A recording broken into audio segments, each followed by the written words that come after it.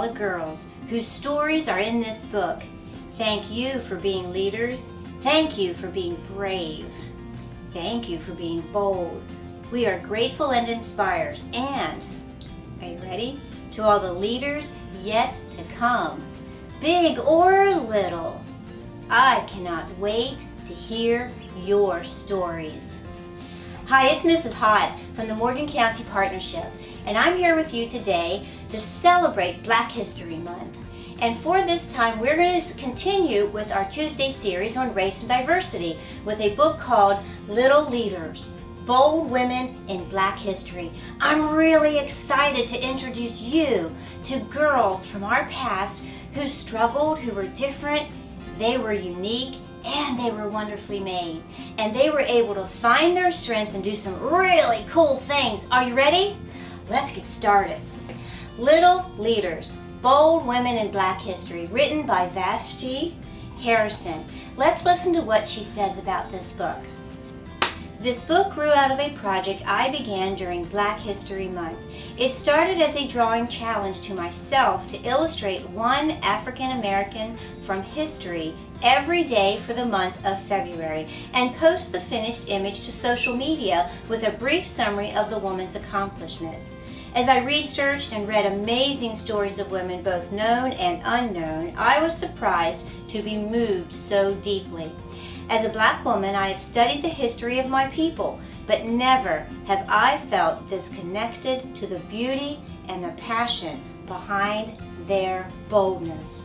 Whether they were fighting for their families or for social justice, or daring to become an artist or an astronaut, each one of these women broke barriers for those who came after her. That's you and that's me, right? And they used their differences to be bold and to be leaders. We can do that too. Let's listen. In a society where being Black and female meant being an outsider or sometimes even invisible, these women who dared to go after what they wanted, to demand what they deserved. Some of them were reluctant leaders, while others were not even conscious of their bravery, but their legacies live on to prove the way for more of us to follow. Many of them didn't set out to be pioneers, but all of them were, and we can look to each one of them for inspiration. And that's why Mrs. Hott wants to share their stories for you, okay? We want to look to them for inspiration on how we can too overcome our struggles, and look for others who have the same hardships we do and be able to overcome them, who look like us or who are different than us, and realize as we come together, we can be positive. Let's keep looking. I wanted to tell you, this is from Vashti. She wanted to tell you all their stories together to celebrate not only their collective contribution to history, but also their diversity. Some of them you will recognize, such as Harriet Tubman and Rosa Parks, but you'll also meet less famous figures, such as Alice Ball and Mary Bowser. You'll meet scientists, politicians, doctors, painters, sculptors, dancers, and they are all Black women. This in no way means that this book is only for Black girls or boys.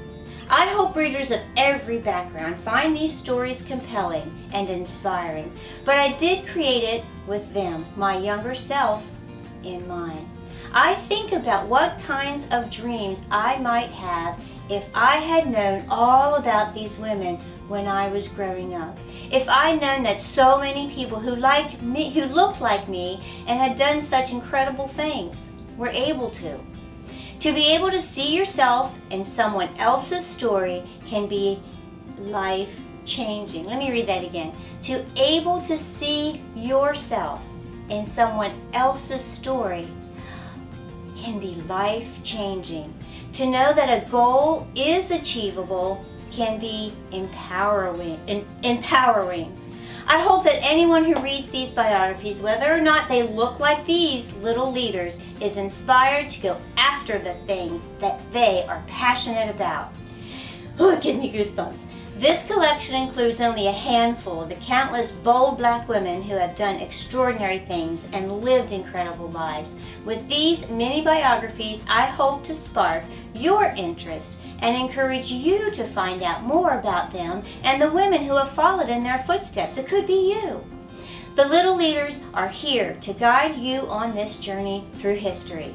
I originally envisioned them as little girls serving as stand-ins for these famous women.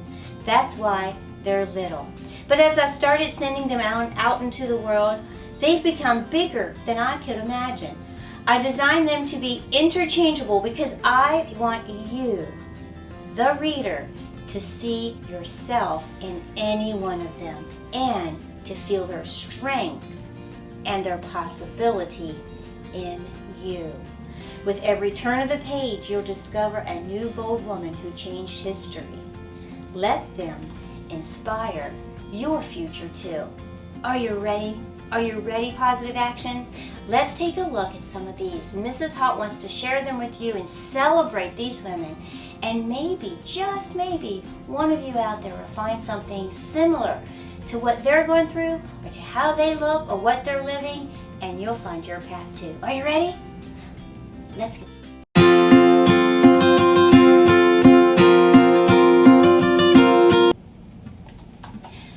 Our next little leader, Raven Wilkinson, ballerina. Raven's love for dance began at the age of 5 when her mother took her to a performance by the Ballet Russe in Monte Carlo. 15 years later, she made history by becoming their first full-time African-American dancer. It was not an easy journey. The life of a ballerina is never easy, but Raven also faced prejudice and discrimination because of her race. The Ballet Russe toured throughout the segregated South, and it was risky to have an integrated cast. Friends warned her that they would never take her because she was black.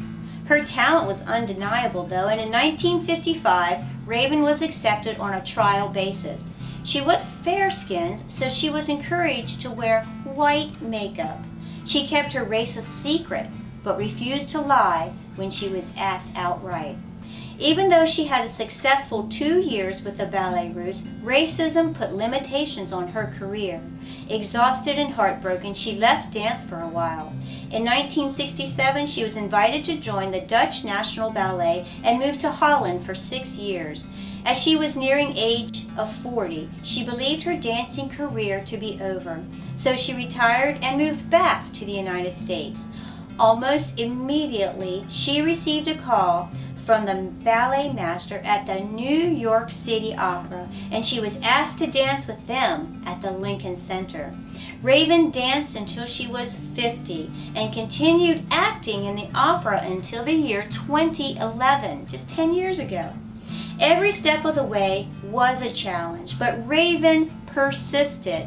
Her strength and grace led the way for dancers such as Misty Copeland to take on the role of the principal dancer of the American Ballet Theater and defy long-standing beauty and body standards for ballerinas. Thank you, Raven, for being a bold leader.